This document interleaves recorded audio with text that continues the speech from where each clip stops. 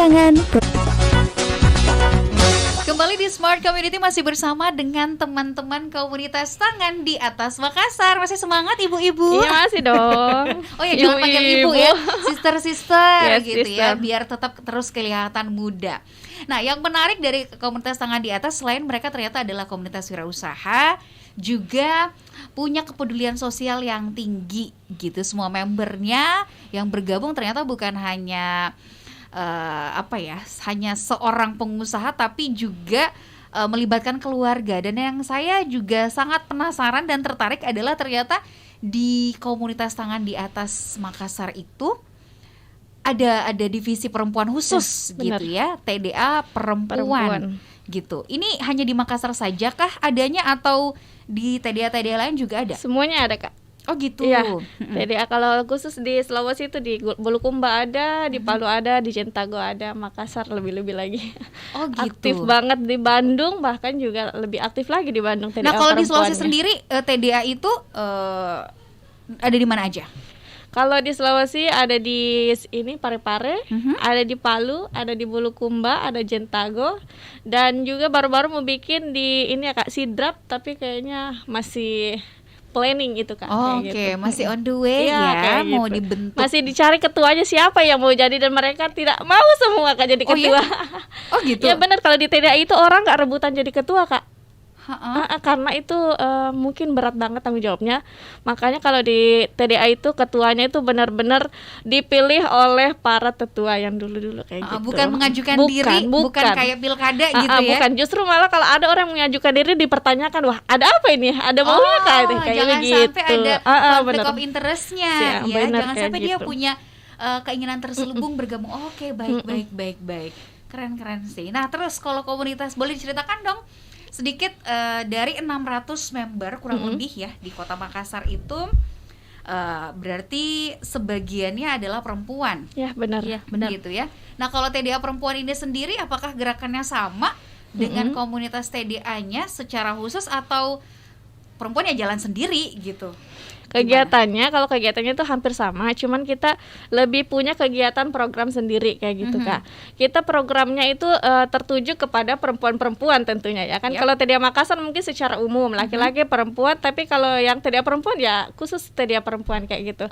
Mengarah ke istri-istri member, mengarah ke member-member perempuan. Ya contohnya seperti yang waktu dekat ini kita akan juga bikin webinar untuk perempuan kayak gitu. Webinarnya ada Kak. Jadi memang edukasi untuk perempuan. Siap benar. Gitu ya. Nah, saya penasaran kalau Miss Lani sendiri di TDA, khususnya di TDA perempuan, berarti waktu gabung itu langsung masuk TDA perempuan otomatis ya?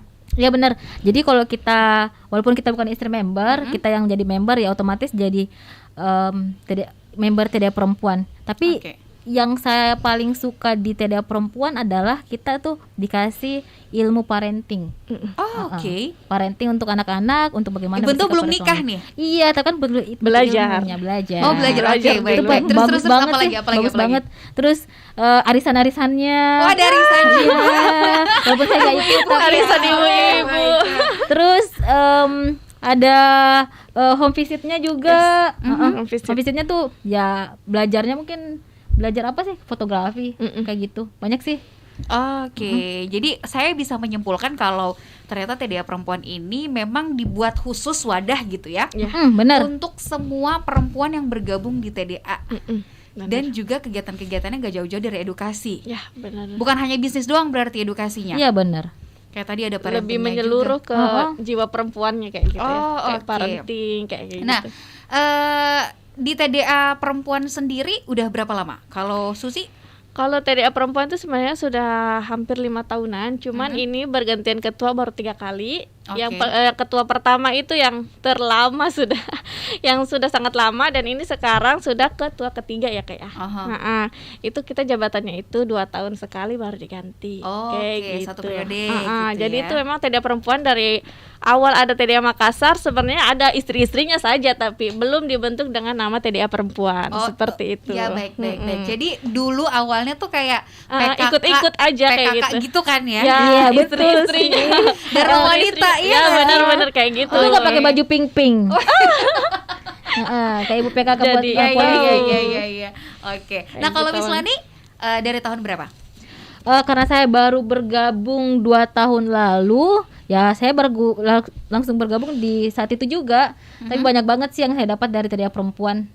Apa contoh, salah satu contoh gitu yang membuat senang bergabung dan kayaknya pengen terus ada di lingkungan ini gitu? Jadi TDA Perempuan tuh suka bikin kajian. Oh, oke. Tahsin, kajian, terus bawa banyak kue.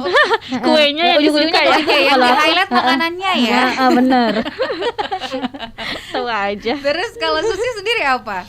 Kalau saya yang buat betah di Perempuan itu adalah bahwa saya tidak sendirian kayak gitu. Misalnya di saat saya jatuh sedang menemani suami yang bisnis, ternyata masih banyak istri-istri yang lebih kuat, yang lebih tegar. Nah, di situ juga saya bisa belajar. Dan di TDA itu tidak miskin ilmu, Kak. Jadi itu mereka nggak sungkan-sungkan mereka mengeluarkan ilmu apapun itu, yang penting kita mau bertanya kayak gitu, Kak. Makanya betah banget di TDA. Oke. Dan salah satu yang mungkin selalu ditekankan oleh teman-teman di TDA, khususnya TDA Perempuan, gimana sih perempuan itu bisa produktif, bisa punya peran di bisnisnya, di keluarga, gitu. Jadi memang harus the power of woman kayak gitu. The power of woman ya. Kayaknya woman menguasai dunia enggak juga ya?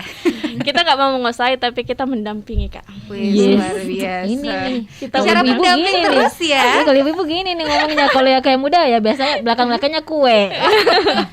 Oke, boleh nggak sih cerita salah satu pengalaman yang teman-teman pernah alami gitu selama ber-TDA? Entah itu di TDA Makassarnya secara umum atau TDA Perempuan secara khusus, yang teman-teman tuh merasa ada satu kejadian atau pengalaman gitu yang kayaknya bikin bikin selalu ingin berada di circle ini gitu, bikin selalu betah dan kayaknya inilah rumah kedua gitu. Oke. Dari Miss Lani dulu. Kalau saya sih, saya tuh selalu kagum sama teman-teman yang di TDA.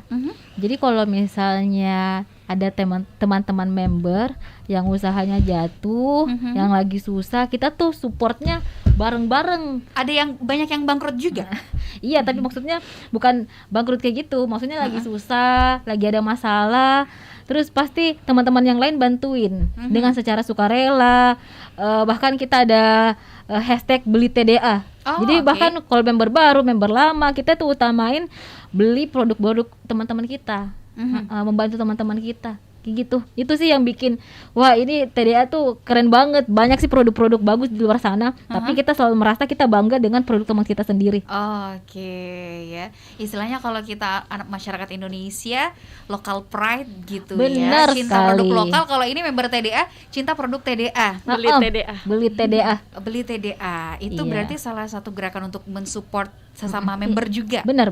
Oke, jadi support system ya support yang system. didapatkan. Keren banget sih mereka. Kalau Susi, ada nggak sih satu pengalaman yang aduh saya lagi terpuruk banget nih, terus kemudian ternyata tanpa diduga-duga atau tanpa disadari support atau bahkan ada hal-hal yang di luar ekspektasi bahkan didapatkan di TDA? Saya dulu waktu masuk TLC, di situ kayak pengalaman apa pertama. tuh TLC itu TDA Leadership. Kalau kita mau masuk member dan kita ikut juga di TLC-nya, maka kita bisa jadi pengurus, Kak. Kayak gitu. Nah, pengalamanku itu masuk di TLC, pada saat itu bisnisku lagi jatuh-jatuhnya, Kak. Jadi itu di sana itu ada momen di mana kita kayak bermuhasabah begitu.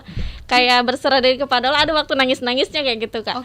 Nah, di situ tuh mereka kayak sering membicarakan tentang orang tua, tentang bisnis, tentang segalanya lah. Nah, di situ pengalaman paling menyedihkan dan paling juga langsung kayak ngeh ke TDA, wah ini cocok banget buat saya nih. Nah, kayak gitu. Makanya dari situ kayak mulai menghargai suami, mulai menghargai bisnis, nggak malu lagi jual-jualan kayak gitu kan. Dulu kayak minder banget kan, kalau di kampus itu dulu jualannya tuh kayak pamer-pameran omset, Kak, kayak gitu ya. Misalnya omset saya segini nih. Ternyata masuk TDA, ya Allah, kita kayak kecil banget. Kayak gitu. Pokoknya kita kayak manusia terkecil lah. Nah, setelah itu ternyata yang omset-omsetnya terbesar juga mereka nggak bangga diri kayak gitu. Makanya saya kayak teduh banget gitu di TDA itu, nggak memandang omset, nggak memandang apa, bahkan mereka mendukung kita yang sedang jatuh kayak gitu. Nah, pada saat itu memang lagi jatuh-jatuhnya saya pas masuk TLC, Kak. Setelah masuk di TDA tahun 2018 pas setelah wisuda. Oke. Setelah wisuda saya baru masuk TLC, dan di situ emang lagi galau-galaunya ya kayak kalau orang sudah wisuda mau ngapain nih, jualan nasi kuning loh, ya Allah kayak gitu. Jadi memang lagi jualan nasi kuning, tapi jangan salah, lihat dulu gitu. penghasilannya bos gitu. Tapi di TDA nggak ada yang kayak gitu ya? Nggak ada Kak. Nggak ada. Kita saling tahu aja ya Kak, tapi nggak pernah mengumbar kemana-mana kayak gitu. Oh ya. Jaga privasi sih sebenarnya. Apalagi kita dikasih mentor yang super hebat gitu ya Kak ya. Iya. Ya, karena kan gini biasanya ya, kalau dalam satu organisasi atau lingkungan bisnis, orang-orang yang berada, katakanlah satu lingkungan tuh, satu wadah tuh pebisnis semuanya, pengusaha semuanya, yang which is adalah money oriented semua. Yes. Gitu ya, mengejarnya adalah keuntungan dan omset gitu. Biasanya kan saling ini ya, saling bersaing atau saling menjatuhkan gitu. Ada nggak sih hal-hal seperti itu yang mungkin pernah terjadi di TDA, yang teman-teman pernah rasakan mungkin? Kalau saya melihat sih memang sih tujuan banyak sih teman-teman yang kita nggak tahu tujuannya masuk TDA gimana. Tapi untuk sekarang saya melihat kita tuh saling menjaga. Jadi kita selalu kalau ada yang pergerakan aneh sedikit ya teman-teman yang lain jagain gitu, nasihatin, jangan kayak gitu, jangan kayak gini, jangan sama ini kayak gitu kan. Terus yang paling bagus sih kayak tadi kan, maksudnya kayak jadinya pamer-pameran nggak ada, karena kita tuh sama-sama disamaratain, sama-sama orang yang belajar. Jadi kita tuh nomor satu adalah belajar. Bukan nomor satu omset kamu berapa sih?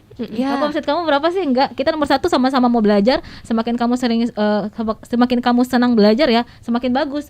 Biasanya malah teman-teman yang mungkin di luar sana yang omsetnya sudah bagus, merasa sudah aman, itu malas belajar. Kalau kita enggak. Semuanya sama rata, yang penting karena pengen belajar. Karena ternyata saya juga pernah mendengar ternyata kalau bisnis itu atau usaha itu akan semakin berkembang, semakin bertumbuh seiring dengan bertumbuhnya si pemilik gitu ya. Semakin banyak ilmunya akan semakin bertumbuh juga bisnisnya. Kayak ilmu padi ya. Oh, kayak padi ya. Benar. Dan itu ada di TDA. Wah, luar biasa. Apalagi nih sama perempuan-perempuan nih. Luar biasa. Nah, Smart Listener, kami masih mengajak Anda untuk bergabung bersama kami di YouTube channel Smart FM Makassar, atau boleh langsung ke WhatsApp kita di 0811461011.